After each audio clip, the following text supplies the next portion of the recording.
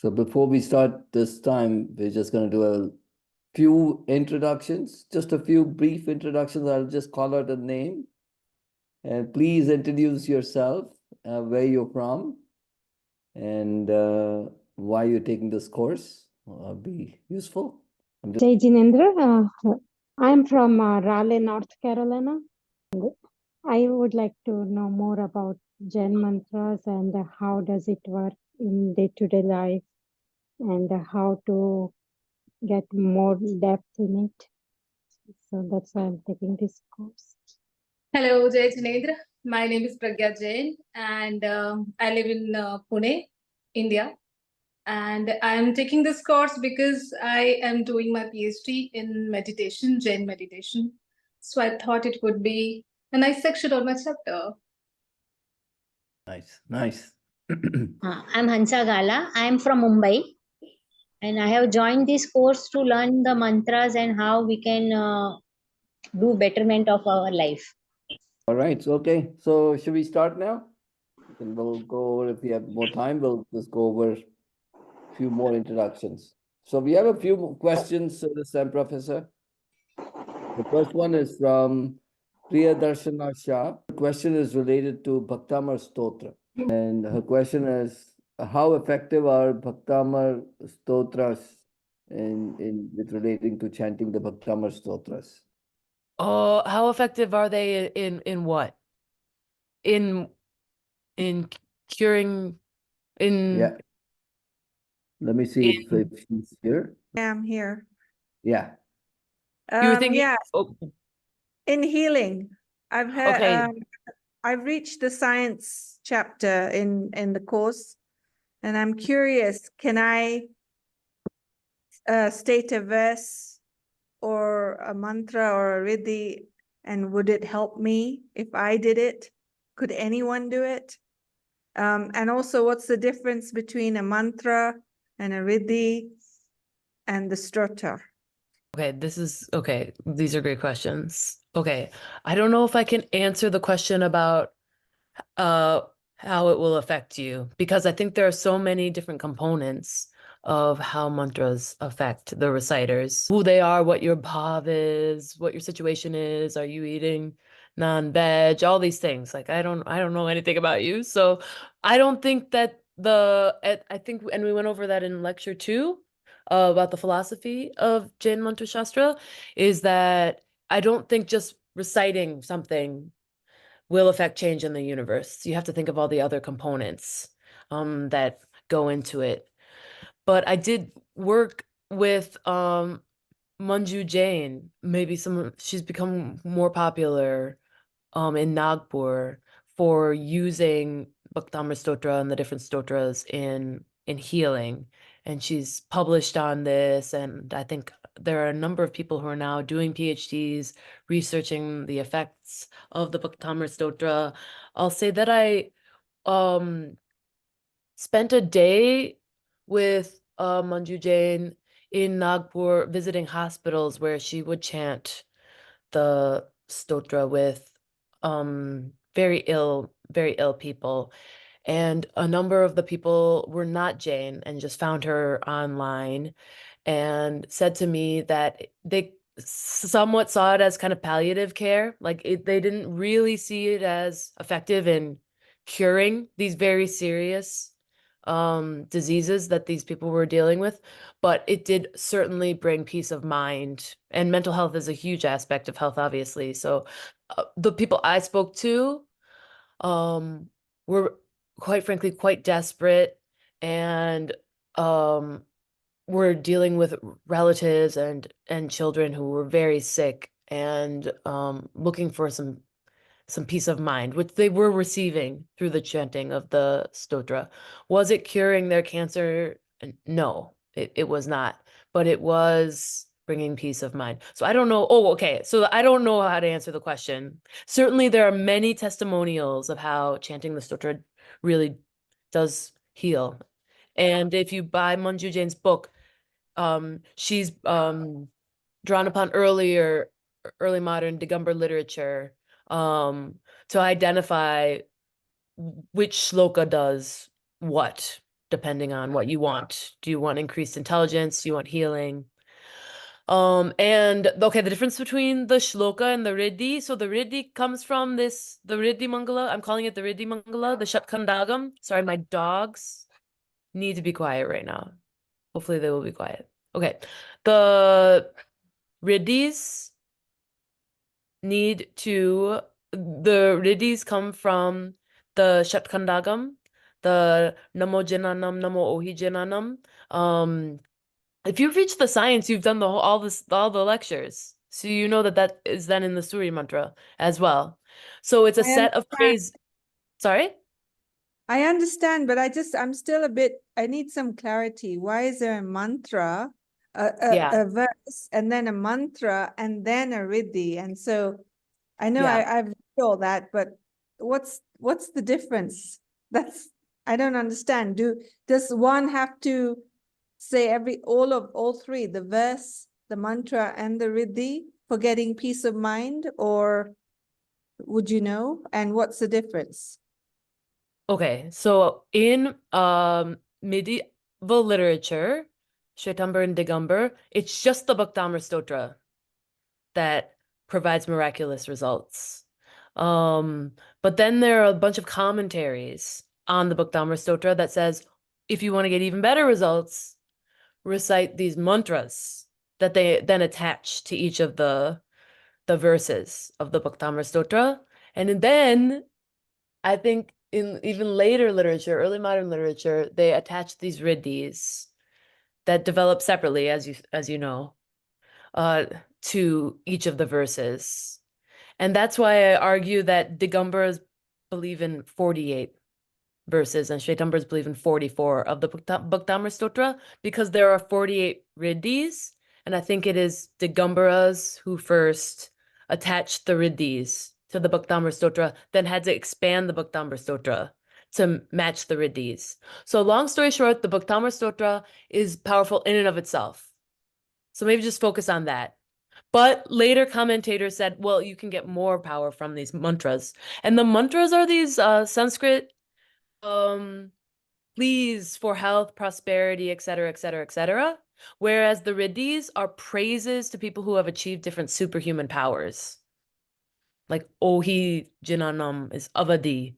They've achieved clairvoyance. So when you say Namo, and it's in Prakrit, Namo Ohi Jinanam is praise to those jinas who have achieved Avadi or clairvoyance. So you're praising these spiritually advanced souls to destroy some karma from your soul. Whereas the mantras are saying, oh, please help me, help me, help me. Give me prosperity, give me wealth in Sanskrit. And then the verses of the poem, I'm sure you know, are praising Rishabha. So hopefully that's clear. I don't know. Yeah, thank you very much. Very Yeah. clear. Basically, what I want to say is ask a guru, like go to a monk or a nun, and then choose your tradition and then just go with it. Because there are just so many different traditions. And I can't tell you exactly which one will work best. Right. I'm based in Nairobi, Kenya, so I don't know who to go to. Oh, Thank I you. see. Okay. Yeah. Maybe just go with the Bhaktamar Stotra. Classic. Just go with the Stotra. Classic. Right. Yeah, Original. and I've actually gone into Manju Jain's website and I'm looking into it. Maybe I'll contact her as well. Thank you. Yeah, she also, yeah, definitely. She'll contact, she'll be in touch. And she has a lot of prescriptions as well, like not eating salt, all those things, which come into play. Diet, everything. Yeah. Yeah, I Okay. just wanted to add here, please do connect with me post this session, because apart from Manjuji Jain, I know somebody else who's intensively working in Bhaktamal Stotra field, and he's also based in Pune. So I'll connect you with him also if she's not available, because yeah, sometimes she's very difficult to catch her. And you do connect with me post this session, ma'am. All right? Yeah, She I'm not sure who's talking. Who do I connect to? I'm This not. is this is Smita. Sorry, this is Smita from Oh, Jain okay. Foundation, the admin. Yeah, Thank you. yeah. All right. Okay. Okay, Thank that's you. great. Yeah, because I know she has a number of training sessions. She's training people as well. I went to a training in Mumbai. Some she trained. So I don't know if she has training sessions around the world. I know I've met her twice in LA. So she does come, obviously she Yeah, leaves she's India. never come So to she might come to Kenya. So Nairobi. Oh, I okay. don't, thank you. Mhm. We have the next question from Vasundhara Jain ji. Is she here? I just want to make sure. I don't know if we already addressed this, but I'll still ask the question. If we have addressed it, we can move on. Can we chant mantras any time of day or some specific time? Yeah, I think it depends. All my answers are it depends. Yes is the answer. For the Nokar mantra, you're supposed to be able to recite it anytime, anywhere, any place. That's the beauty of the Nokar mantra. So yes, you can chant it anytime, any place. Other mantras are you have to chant at more specific times, like the Suri mantra and things like this. For monks and nuns, yeah. I mean, there's a question. Yeah. Yeah, I think that's the power of the Nokar mantras. You can chant it in. It's not like the temple when sometimes like women can't go into the temple, I think. I know that Anytime. there's in Hinduism, there is a certain, I'm only aware of the Gayatri mantra. It's only for men and only for the people who have had Initiated, yeah. And then the Initiated. Sandhya sacrifice at the different times of the day, in the morning, in the evening. Yes, definitely. So these days you hear the Gayatri mantra everywhere, like on the streets. It's like blasting. But yeah, the Gayatri mantra is only supposed to be for, yeah, Brahmin men, initiates into the sacrifice that's used at particular times of day. Yeah, so totally different from the Nokar mantra.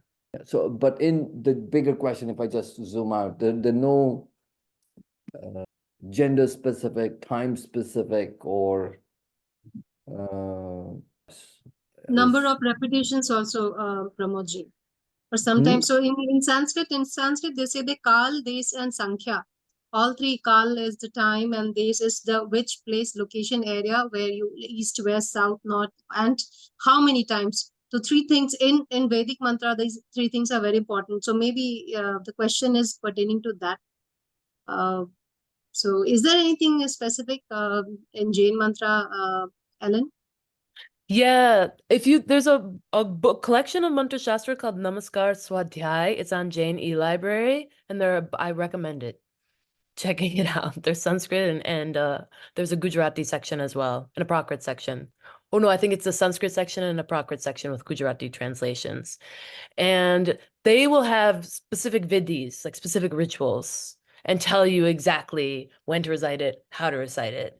But in general, I would say with the Nokar mantra, there aren't those prescriptions. So if there are specific rituals where you want to achieve specific goals, also the color of the clothing you wear, that's also discussed. The direction you face, all those things can be important in specific rituals.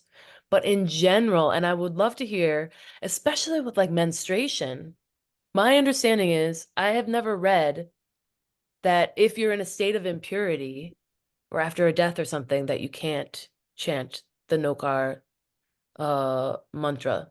I would like to add to it. Namrata here. Yes. Yes, you are. I just know a bit thing. We have something called Kal Vela. So it's usually, I don't know exactly the time, but the afternoon 12 to 1 and evening around 5:30 to 6:30 or till 7. We don't do any of the, we don't recite, we don't do gathas, or we don't learn anything specific. So at least I think during that time period, it's supposed to be avoided. I don't know the reason behind it, but yeah, we call something, it's known as Kal Vela. So yeah, that's the one thing I thought I'll just add to 12, it. Yes. 12 to 2:30 and then 5:30. No, 12 to 1. 12 to 1. And 5:30 to 6:30 in the evenings. Yeah. So even the pathshalas where the kids go to study, they don't teach them at that time. Pretty much, yeah. I guess leaving time for the digestive system to work It Could be. coincides with that. Yeah, the tamas, Yeah. they say that the tamas prakriti of a person is as on high during this time. So it, as per my understanding, what I have learned. So maybe that. One more hand is raised, Miss Kamal Jain ji. Kamal Do you ji, want to- yeah. Yes. Usually, Brahma Muhurat is best time to chant any mantra and get the effective result. And that is sometime before sunrise. That is called Brahma Muhurat. Usually, the mantra start with Om, and that is spoken in a different way depending on what you want to achieve. And usually Swaha at the end, that means elimination of all evils. About Bhaktamar, I have also heard about Manju Jain approaching terminally ill patients, and maybe it gives them peace because Yeah. Jainism doesn't believe in increasing the age of the people. It is determined beforehand. Lifespan. Right. Yes. I So we also heard about Kumar Chatterjee, a Mhm. well-known musician who has been playing internationally, believes that sutras can bring peace between the different districts, different states, different countries. And he has been practicing that. Thank you, Kamalji. So there's a couple of questions related to the Bhaktamar Sutra and the Riddhi Mantra, since we just talked about it. The question is, can we chant Riddhi Mantra or do we need a permission from an Acharya? Oh, I think you can, yeah. So that's what's interesting is it becomes the first part of the Surya mantra, the Riddhi Mangala, which certainly we can't chant.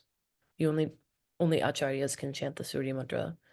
But as just the Riddhi Mangala alone, I think we can, and people do, chant the Riddhis alongside the verses of the Bhaktamar, and then the mantras as well.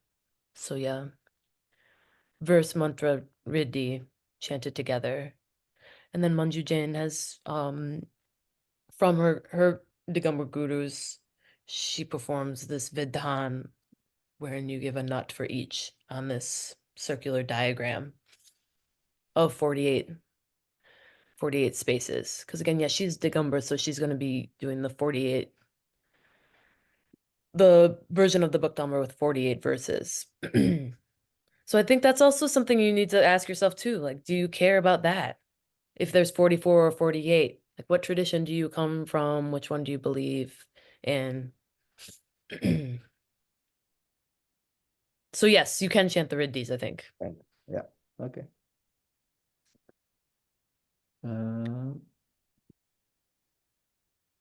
Continuing on, Pragya Jain ji asked the question, what's the difference between a mantra and a tantra? Okay, yeah, I think so. Mantra is this recitation, which can be oral or it can be a mental or whispered. There are these three types. And then a tantra is the means by which mantras are used. It's the system of mantra shastra, I would say, in Jainism. Yeah. Hopefully that's helpful. You wouldn't call it a tantra. You would call it tantra as the system of using mantras. Okay, cool. So, sorry, may I continue asking? Mm-hmm.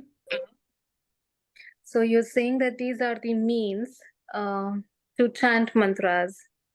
So these tantras are things like some plates or some designs or something else. Yeah. Okay. So tantra is originally a name of a text in medieval India, like Shaiva tantras. It's a category of text. There are different texts like Agamas, Purana, the itihasas, the epics, and tantra is a category of texts which belong to these traditions that require a tantric initiation into them. So Shaiva Siddhanta is a famous early so-called tantric tradition, which require this non-Vedic initiation in which you receive a mantra that you then use every day of your life. And it's the mantras that destroy the karmic bonds to the universe. And so that's a so-called tantric tradition that's based on texts called tantra. Jains don't have any texts called tantra. So what is tantra then for Jains? You'll read it. You'll often read it hyphenated, like mantra tantra, mantra tantra, mantra tantra, meaning tantra is the system of mantra for Jains. Now, there are some texts, they're often called kalpas or like ritual manuals that are, but also like Shastra, like Yoga Shastra could be. There are scriptures in Jainism, I would say tantric elements, the use of progress toward liberation. Tantras in Jainism. Tantra. Does that help or no? Kind of. Oh, In the Jain has temples, written. in Jain temples, Sorry. don't you see beside these images, we see these square plates, metal plates with some designs, something written on it, and some mantras are written on it. So when we ask those peoples in the temples, they tell us that these are tantras and which have mantras written on it. So are you referring to the same thing? I would call those yantras. Yantras. Oh, yantras. All right. Okay. With a Y. Yeah. Yantra are the visual depictions of mantras. Okay. And then tantra is the system of using those. Okay. So mantras are the recitations, yantras are these visual depictions. And okay, for example, you'll see like the Rishi Mandal Yantra Vidhan. If you're Digambar and you go and you see these elaborate diagrams, or Bhaktamar Stotra Yantra Vidhan, or Shvetambars will call them Mahapujans. It means the Bhaktamar Stotra Yantra, the diagrammic representation of the Bhaktamar Stotra. Vidhan is, worship ceremony of it, or the Mahapujan, worship ceremony of it. Hopefully that's helpful. But Rishi Mandal Stotra.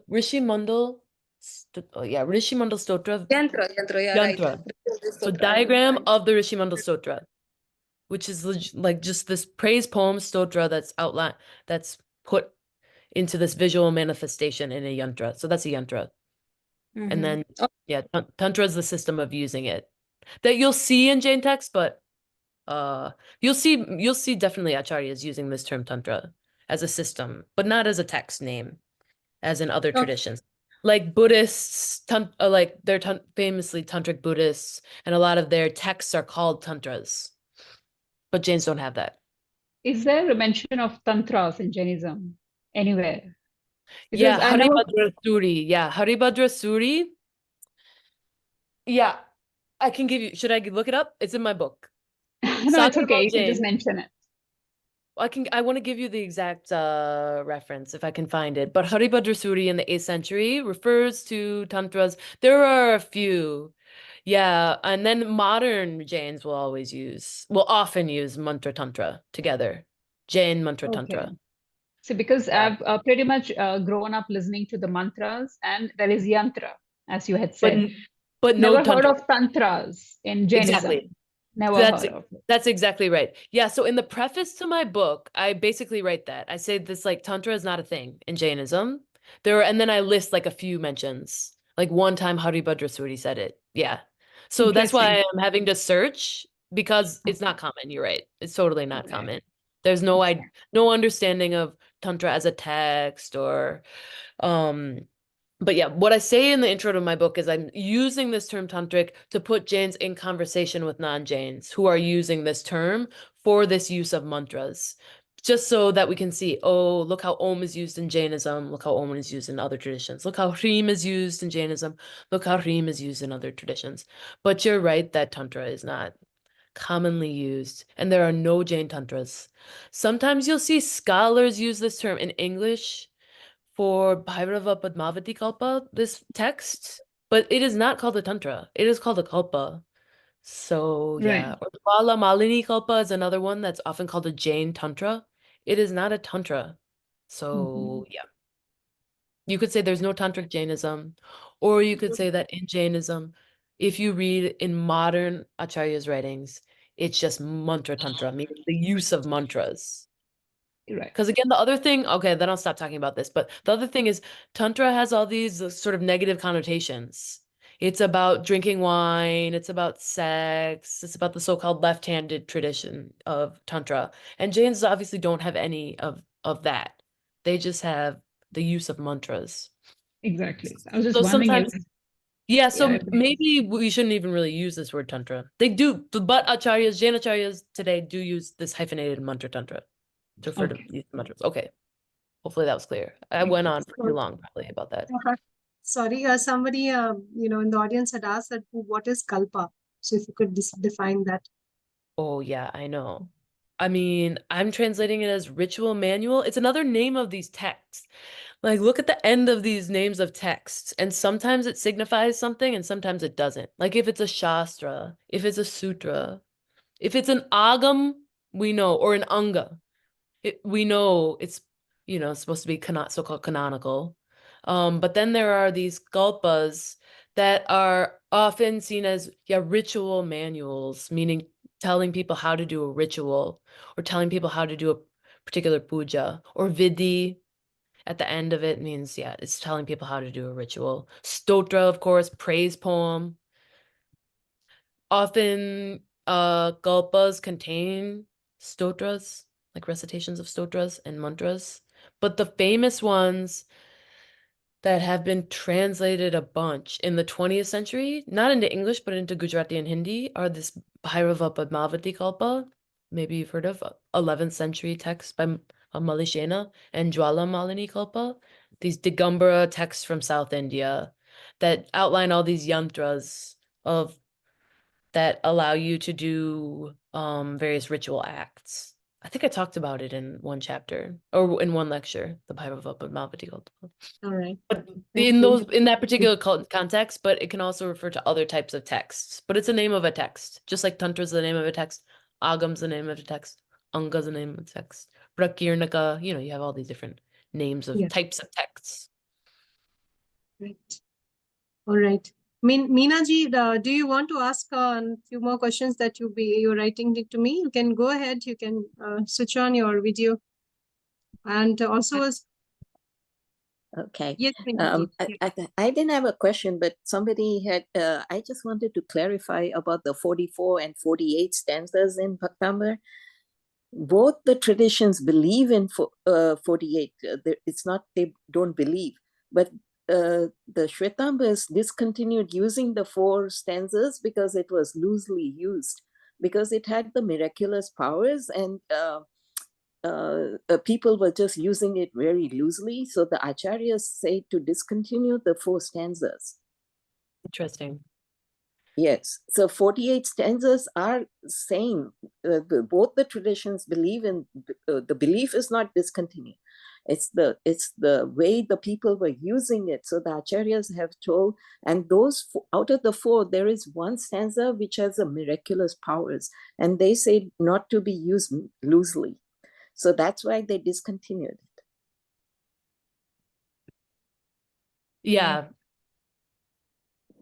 And so that just wanted to clarify that, so just and thank you for all the information. And Kalpa, so is Kalpa Sutra, would that be? Oh yeah, no, yeah. Kalpa, okay, so that's Kalpa. Yeah, that's a great point. So Kalpa also means time period, right? So Right. I mean, I'm talking about Kalpa as the last component of a text name, means ritual manual. So the last component of that name is sutra, or text that comes from thread, sutra. Right. A lot of text names are related to threads, sort of tying together versus like granta, knotting. Right. So Kalpa would be time period there, yeah. Kalpa Sutra, which makes sense. Telling the stories of the jinnas of our time period. Go. Okay, so what you are mentioning is just the explanation of the theory part of the thing. It's explained in the Kalpa, what you are explaining as Kalpa. So I'm writing the name of this text. It's called the Bhairava Padmavati Kalpa. I'm even writing it separately, Kalpa, as the name of a text, which I'm saying got it means ritual manual.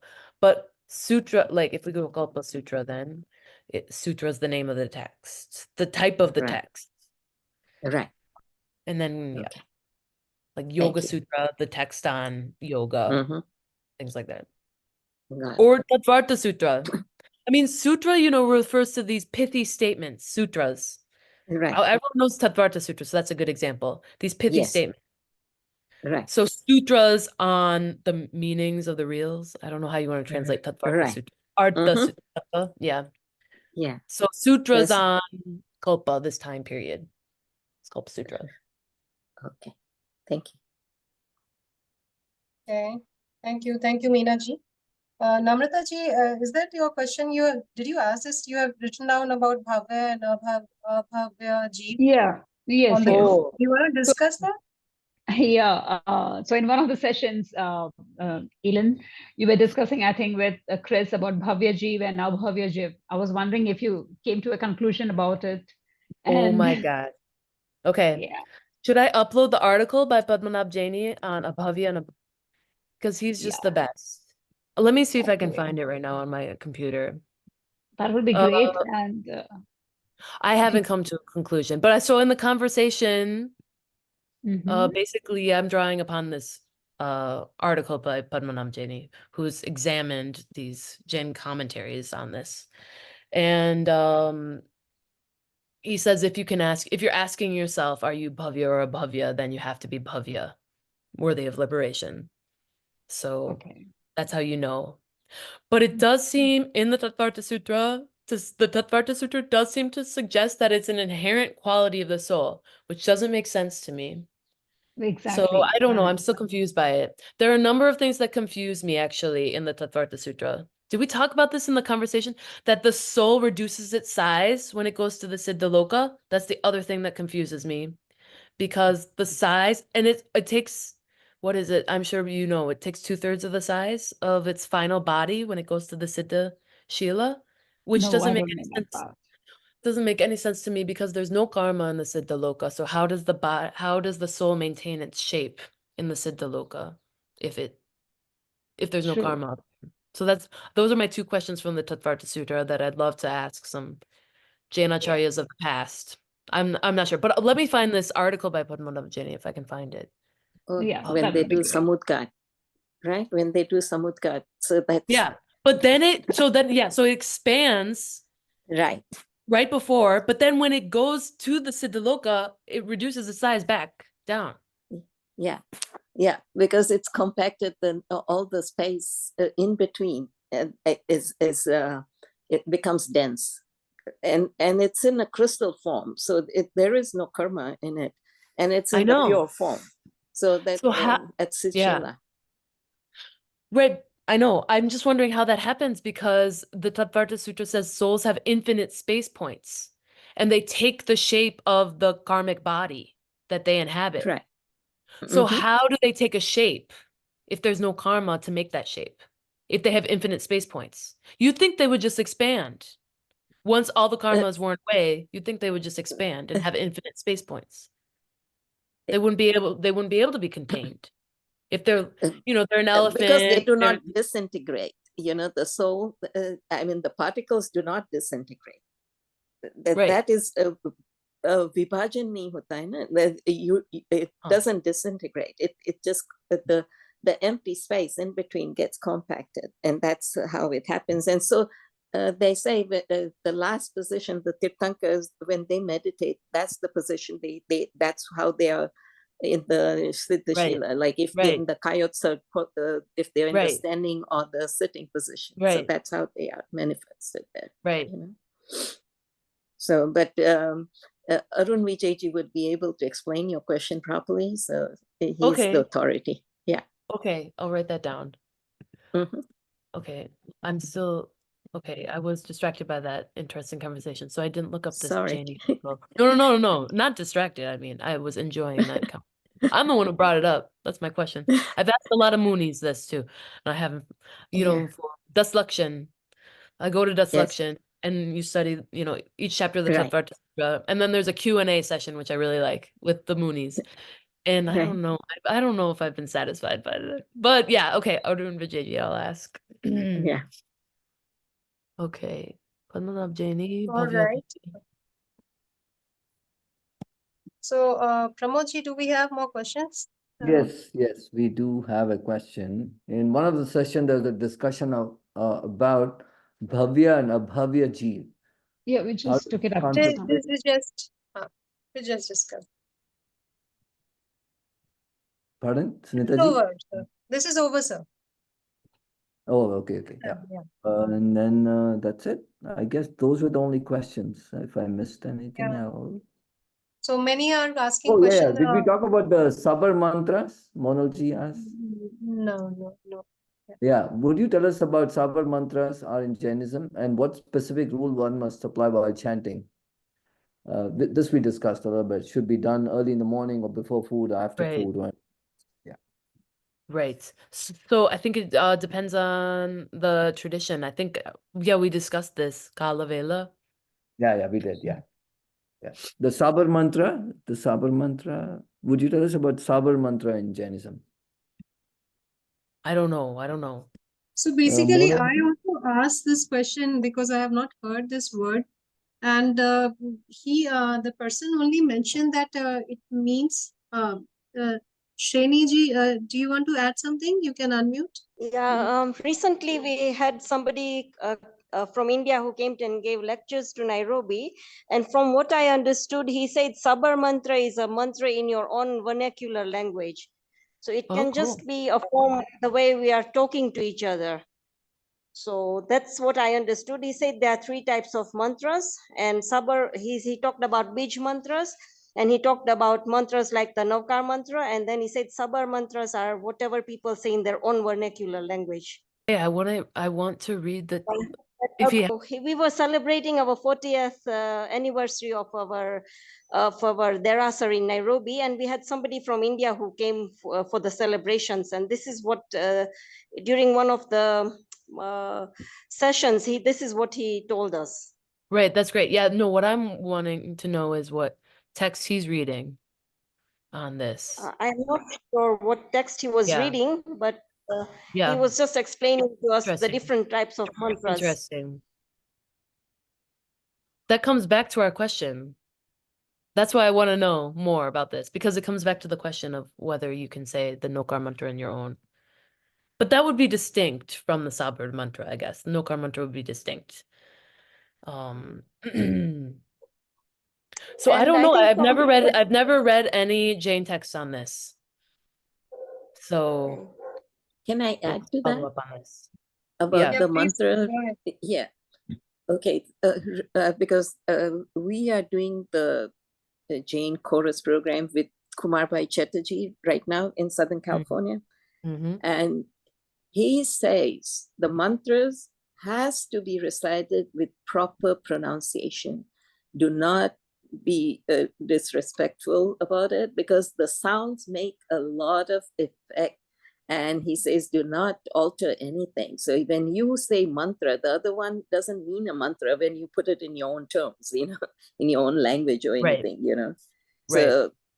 So the whole mantra recitation, it has to be in authentic form, because we know that sound has different means and different powers and all that. So he says he's very, because that's how his acharyas taught him until and you know that Kumar Bhai, he wasn't even a Jain, you know. So then when he was studying all this, you know, that was a lot of emphasis for him to correct his pronunciation and to say it properly. So that that's my input on that. Yeah, that's certainly what I've heard. People tell me So, quite so often. ma'am, does Because it it mean has the that magnetic fields and all that, you know, the mantras, and now the science has proven it, you know, with the actual magnetic fields and all that, you know. But and even when you say it differently, the whole pattern changes on the magnetic field. So it is very, very effective. So not to be disrespectful about the mantras. ask for a question over here? Meena ji or anybody could and reply on that, Amita ji or Ellen. This so if somebody doesn't know how to pronounce and he has enough bhav, that the emotion attached to the mantra, whichever mantra the person is chanting. So unless and until the perfection comes, the effect will not be there. Is that like that? Something like that? So like for example, I'm a Vedic chant. Predominantly I chant Vedic mantras, and my friend, she chants everything in a very singing format.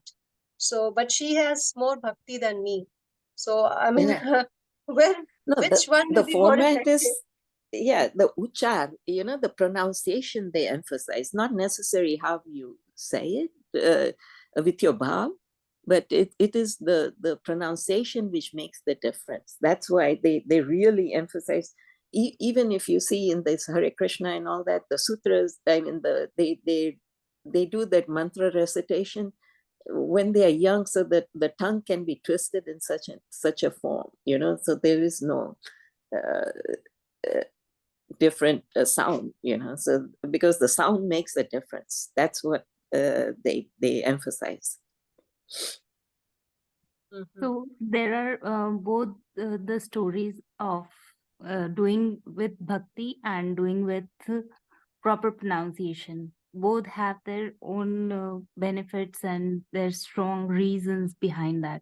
So there is a story that one cow herder was just chanting. He didn't know how to chant properly Namo Arantanam, and he said Anantanam, and he by just doing that he could attain moksha.